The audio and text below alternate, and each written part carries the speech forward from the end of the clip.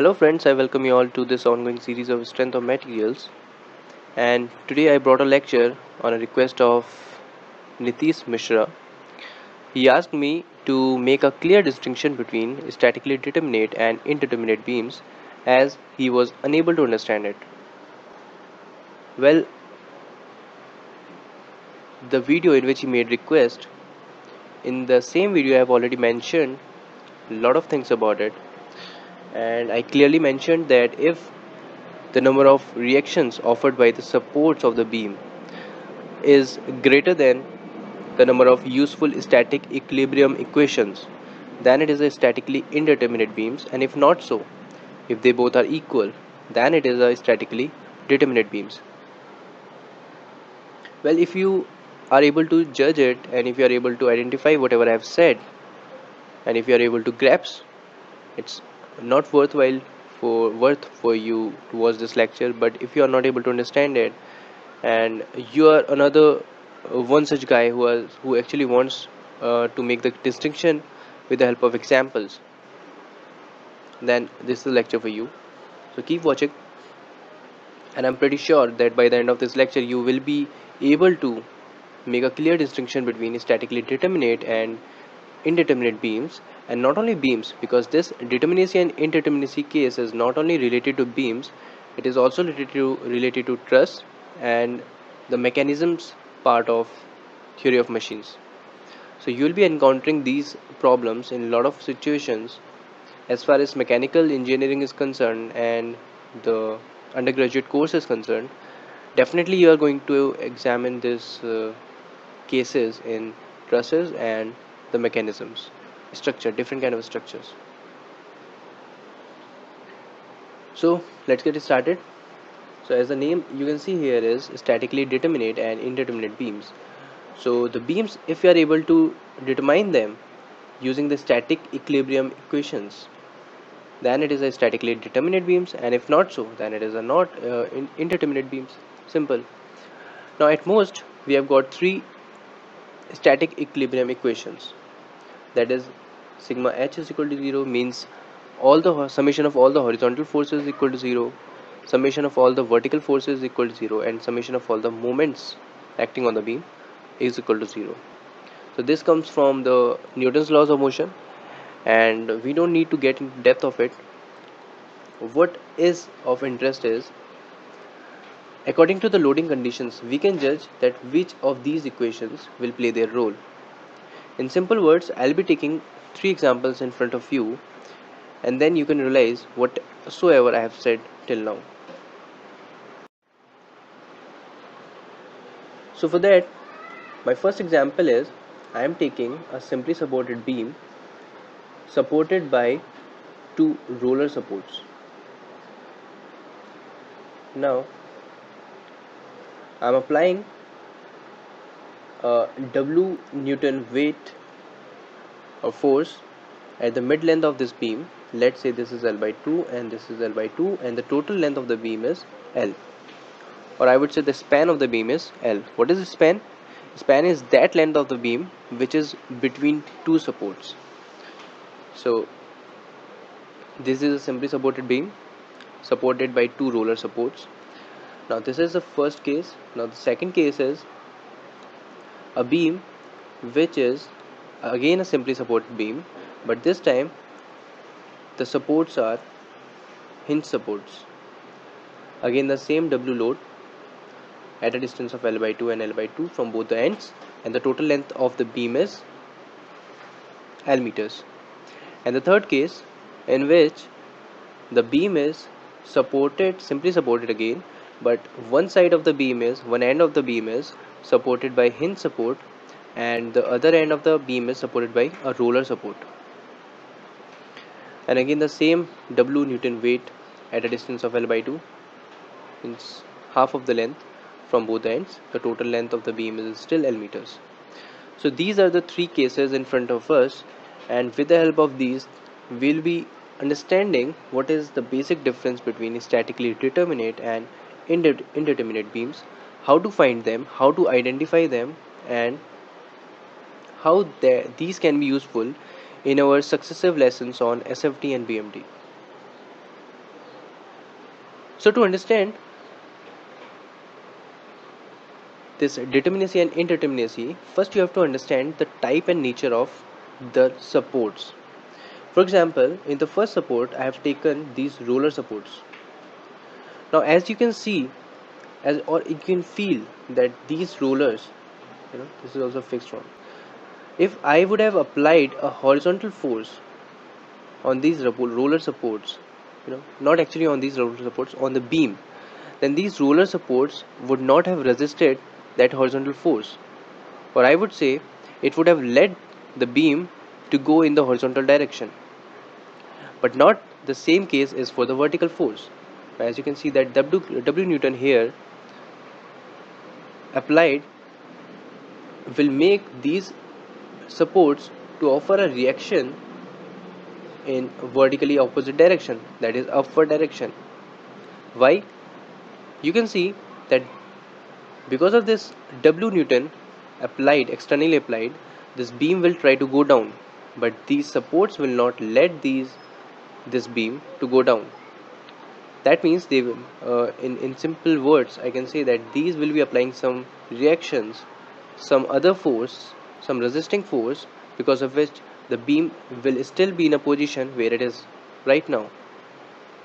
And as such, we call this situation a statically in statical equilibrium condition. And this is the assumption we are actually making. We are not considering the elastic deformations produced by this W external applied load here, or any kind of elastic deformations. We are still considering that the beam is in a straight line and it is not getting deflected. Even though in the chapter of deflection we will be seeing that what kind of deflections are produced, or how to find those deflections. But for now, this is not our concern. Now, because the reactions offered by these roller supports, let's say this is A, this point is B, and this point is C. So it would be RAV, and this is RBV. For now, let's say. The similar situation will also be for the second and third case. Because of this W Newton, these hinge supports will also not be allowing this beam to go down, and instead they will be again going for some vertical reactions as well. Now again, this is A, this is B, and this is C. A, B, and C. And similarly for this combination of supports, that is a hinge support here and a roller support here. What is of concern and what actually makes a distinction with these supports? Because as we have seen, with the vertical load, there is no distinction between these all supports. The distinction will come when we'll be applying a horizontal force. Let's say at point C we have applied a horizontal force of P Newton. I hope you can see it clearly, or I should change the color as well. I can take green color. Yeah, so here you can see a P Newton force in a horizontal direction, in the left direction. Now again I am applying this P Newton force in all the three cases in horizontal direction. Now because of this horizontal force, things will get changed. Now what do you think, that this roller support will be able to resist this horizontal force or not? No, not at all. Also, now this case is not in a static equilibrium condition, because of this horizontal force, this beam will be moving in left direction and there will be no resistance offered to it, and also it is not at a particular position, means it is not stationary, it is moving, so it is not a static equilibrium condition. So this case is not of our concern now. When I go to the second case, because of this horizontal force, these hinge supports will be offering resistance, and that will be depicted in the reactions. So let's say this is RAH because, and this is RBH. I don't know the direction. For now, let me. I've considered both the directions to be in right direction. Now, why is this Hinge support is offering these kind of reactions? For that, you have to see the Hinge support in a bit of detailing. So, what is a Hinge support? I am making a magnified view of this, and let's say this was a beam, and this is one Hinge support. What actually is here is a pin joint. The beam and the support are combined with the help of a pin joint. Means I have pinned both these links. If you have any kind of knowledge about theory of machines, you can well appreciate this, that these two are links. Let's say this is link 1 and this is link 2, which are in relative motions to each other, and we have restricted the motion of this link 2 by applying a pin joint here, because the first link is fixed to ground, so it is a fixed link, and relative to first link, this second link can only rotate about this first link. Means it has a degree of freedom of 1. It cannot move in horizontal direction. This link 2 cannot move in horizontal direction. It cannot move in vertical direction with respect to link 1. Things can get changed if we have also given some kind of degree of freedom to link 1. But now here, right now, this link 1 is fixed to the ground and it is not having any kind of motion in our frame of reference, of course. So that means this pin support is allowing only a rotation of second link. That means there is no restriction in the movement, in the rotation of this, and the restriction is only in horizontal direction and vertical direction. That means it will be offering only two reactions, that is in vertical directions RV and in horizontal directions, and it will not be offering any kind of moment resistance. So this will not be there for the case of hinge joint. Now if I look at a roller joint, it will not be offering any kind of resistance in the moment, because here it is pinned. It will not be offering any kind of resistance in horizontal movement because there are two roller supports. What it will be offering a resistance is of vertical force. So RV will be there, RH will not be there, and moment of resistance will not be there. And in case of fixed joint, it will be offering a vertical force, it will be offering a horizontal force, horizontal resistance actually, and it will also be offering some kind of moment. So this is mostly in a case of cantilever beam, which right now I have not discussed. But where I was these three cases in which when I applied a horizontal force, things got little messy, and those were, the first case was not in a static equilibrium condition, as it is not able to resist any kind of horizontal movement. The second case was a statically indeterminate case. How? Since because of this horizontal force P, the pin jointed or the hinge joint at A and B were offering RAH and RBH, and already because of this W there were two other reactions, RAV and RBV. So that means we have got a total number of four unknowns, and in total we have got three equilibrium equations. That means sigma h is equal to 0, sigma v is equal to 0, and sigma m is equal to 0. So you can never be able to find out four unknowns from three equations. That means it is a case of statically indeterminacy. Means with the help of static equilibrium conditions, we are not able to fully determine the nature and the types of and also the magnitude of loads and the reactions acting on the beam. But when I go to the third case, this roller support will only be offering the vertical reaction, and this pin joint will be offering a horizontal as well as vertical reactions. means the number of unknowns are 3 and the number of equations which we can use are also 3. That means I can fully determine this structure. I can fully find out the unknowns and I can fully define this structure. It's this beam. This means that this beam is a statically determinate beam.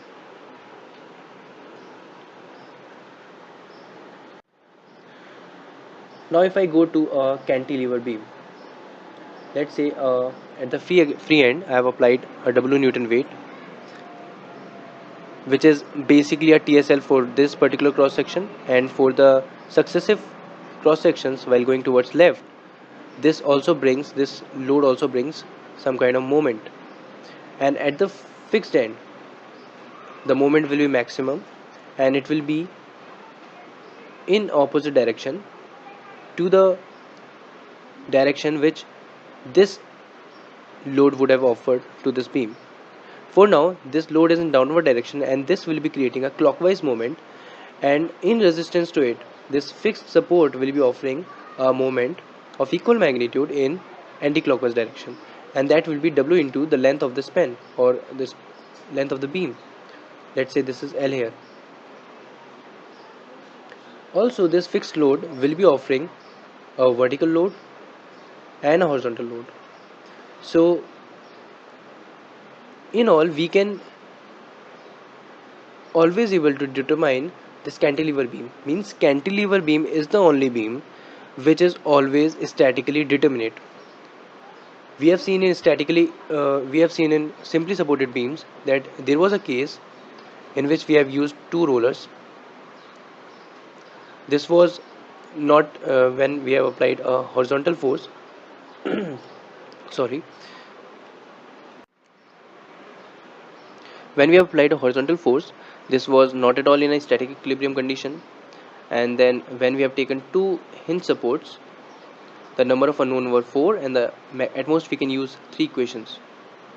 So this was a statically indeterminate structure, and the only possible case was this, when we have one roller support and one hinge support. This was a statically determinate structure. But in case of cantilever beam, whatever the loading conditions are given, you will always have 3 equations and they always be statically determinate. From now I handle this to you. Just practice a lot of questions and you will be able to see easily.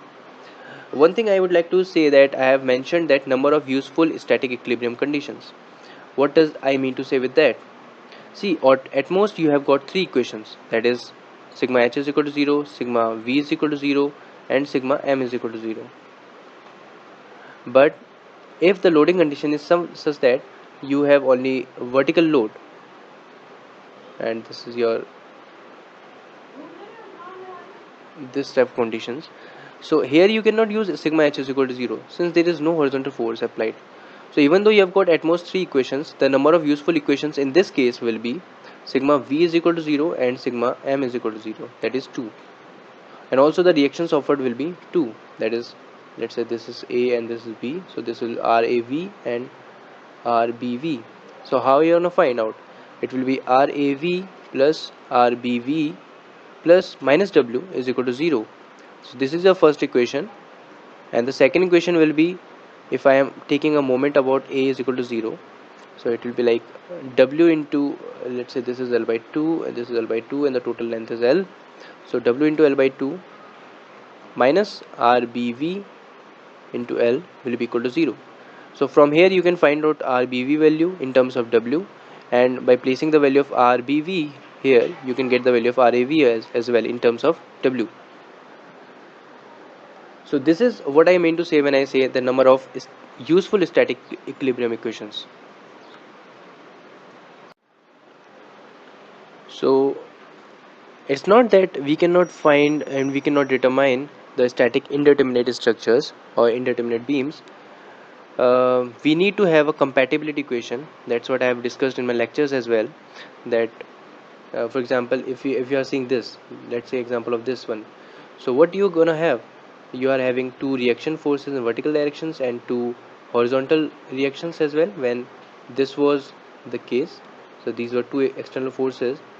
So what you're gonna have, you have to have a compatibility equation which will be the change in length will be equal to 0. And this we have seen in a lot of cases, that we use this equation and we determine the beam wholly, means fully. So it's not that we cannot find it, but it comes in examinations that which of these will be statically determinate and which of these will be statically indeterminate. So this was how you're gonna judge it, and I hope you might have got a clarity about what statically determinate and indeterminate structures and beams are. In case of trusses, I would say there is a famous relation, that is m is equal to 2j minus 3. So I leave it to you, work on it, try to read the books, try to get other references as well. If you are not able to understand about the trusses, the indeterminacy cases in trusses, then you can request me as well, and I will be giving you the lecture, particular lecture, specific lectures about trusses as well. Since this is not the part of strength of materials, I won't be discussing it here, but I hope, Nitish, you might have got it, and my other friends who actually want to understand this. And if you need more examples, I can give you as well, but it's really important that you tell me exactly what thing in this particular topic you are unable to understand, so that I can be more specific towards it. So thank you guys for watching the video, and if you like the video, then please like it, subscribe my channel, click on the bell icon so that you can get easily notified with my new videos. And sorry for guys for not being able to deliver my lecture long, it's been so long that I am delivering this lecture. And this is the first time that actually I've dictated my lecture fully in English. So if you have any kind of problem with my English, then I can make this lecture in Hindi as well. I made this lecture in English so that I can benefit masses, and other people can also understand who are actually not very comfortable with Hindi. So this was what actually I thought, but that doesn't really mean that those who are actually following me in my Hindi lectures, if they are having any kind of problem, I am pretty sure I'm there for you guys, and I'll be making these lectures in the Hindi as well. So please let me know if you like the video, or any kind of thing which I missed, or which you want to ask. So thank you guys, take care.